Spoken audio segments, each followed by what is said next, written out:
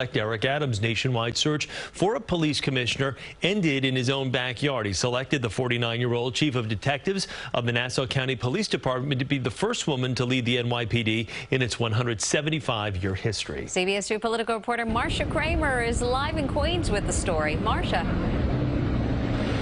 Well, Mary and Chris, even before he found the police commissioner of his dreams, Eric Adams told me he was looking for somebody with what he called emotional intelligence. He said he found that in Keeshant Sewell, a girl who grew up right here at the Queensbridge houses in Long Island City. Chief Sewell's appointment today is a powerful message to girls and young women across the city.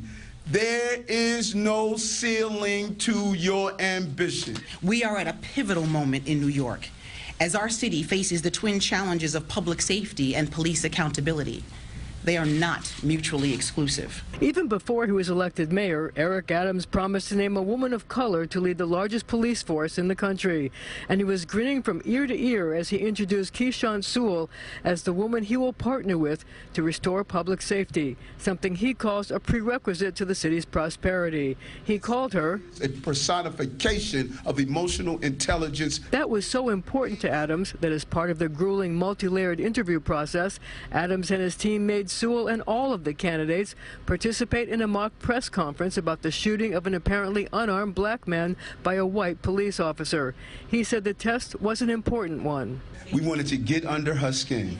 We wanted to ask her difficult questions. We want to see if she would be shaken. We want to see, how do you deal with being under the big lights of New York City? When you have a terrorist attack, when you have a shooting, when you have riots in the streets, when you have protests, when you have disruption, the people of the city, they look towards the police commissioner to say, are we going to be all right? So why did Keeshant Sewell rise above all the other candidates from across the nation? She started out her response that it was a tragedy to lose a young person. She showed that compassion. Others went into the technical aspects of policing. In accepting the job, Sewell made it clear that she was aware of the important message her selection was sending. I stand here today because a man boldly and unapologetically made a decision well before his monumental and successful election.